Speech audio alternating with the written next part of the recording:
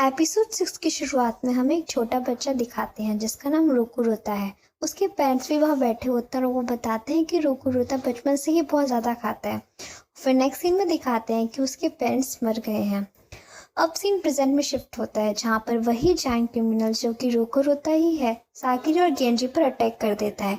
पर गेंजी सागिरी को धक्का देके खुद बीच में आ जाता है और रोकुरोता उसके पेट को चीर देता है और दूर जाके फेंक देता है। ये देख के सागिरी उसके पास जाती है पर गेंजी सागिरी को यहाँ से भागने के लिए कहता है।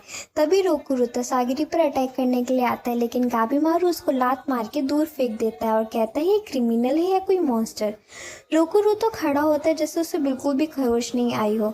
ये देख के गाबीमारू कहता है कि यहाँ से हम दोनों एक साथ नहीं भाग सकते, तो मुझे इसे मारना ही होगा।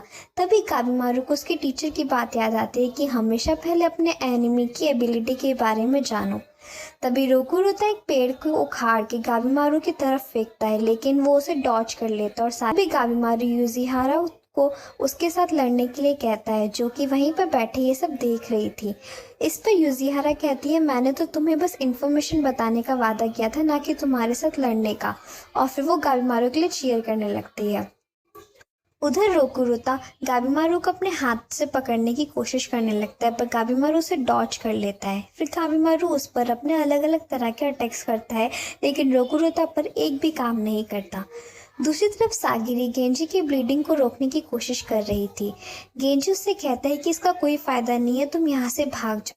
लेकिन सागिरी हार नहीं मानती, जिस पर गेंजी कहता है कुछ देर पहले तुम मुझसे एक मर्द की तरह लड़ रही थी और अब तुम एक वुमेन की तरह रो रही हो। जिस पर सागिरी कहती है अभी कोई मैन और वुमेन वाली बात नहीं है, मैं बस तुम्हें नहीं मरने दूंगी। ये सुन के गेंजी कहता है तुमने अपना एक नया रास्ता ही निकाला है। और फिर वो अपनी स्वॉर्ड सागिरी को देते हुए कहता है एक वॉरियर के लिए उसकी स्वॉर्ड सूल के बराबर होती है। अब से ये तुम्हारी है, अब तुम जाओ और रोकुरोता का खत्म करो। उधर गाबीमारू रोकुरोता से लड़ते हुए उसके अटैकिंग स्किल्स को एनालाइज कर रहा होता है। तभी वहाँ सागिरी आके रोकुरोता की उंगली काट देती है।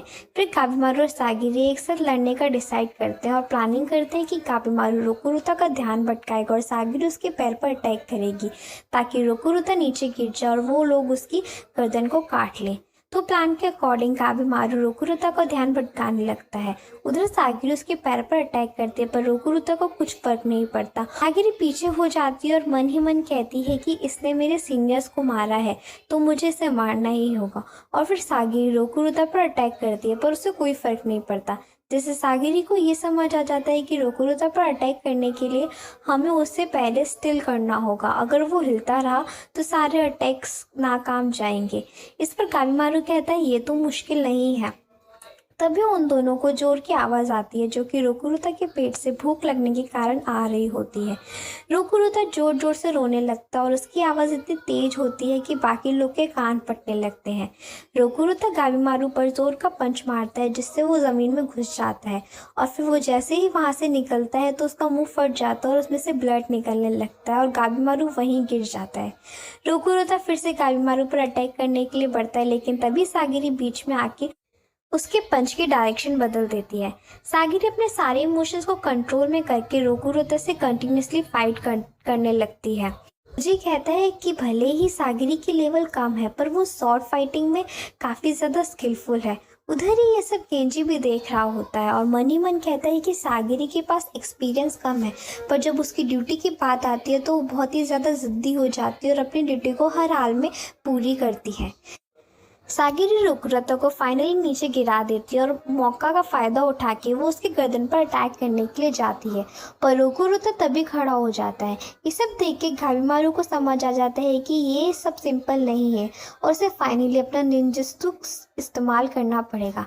फिर गाबीमारू की पूरी बॉडी में आग लग जाती है और वो पत्थर उठाता है जिसमें भी आग लग जाती है और रोकुरोता पे मारता है। रोकुरोता उनको डॉज कर लेता है और पत्थर जंगल में अलग अलग जगह जाके गिर जाता है और जंगल में आग लगना शुरू हो जाती है, जिस वजह से यूजीहारा और फूजी वहाँ से भागने लगते हैं और यूजीहारा कहती है कि ये सब गाबीमारू का प्लान है। वो आग की पॉइजन गैस से ही रोकुरोता को मारना चाहता है।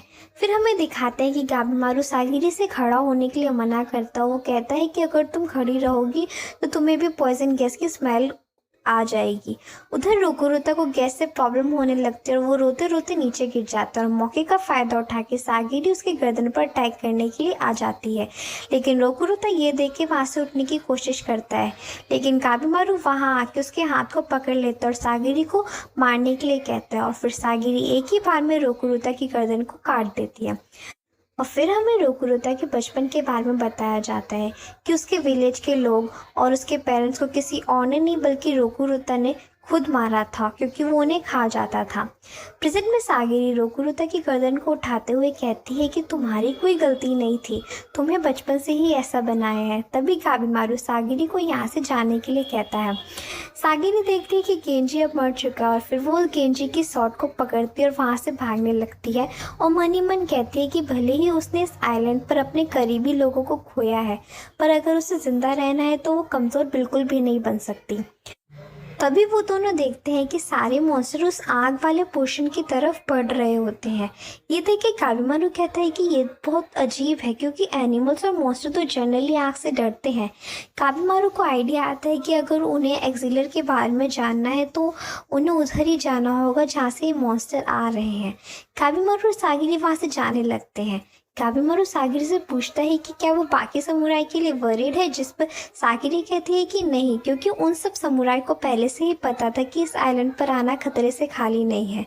तभी वो दोनों देखते हैं कि वहाँ पर यूजीहारा और फूजी खड़े होते हैं और उनके आगे खाई जैसी होती है जहाँ पर एक पूरा विलेज था।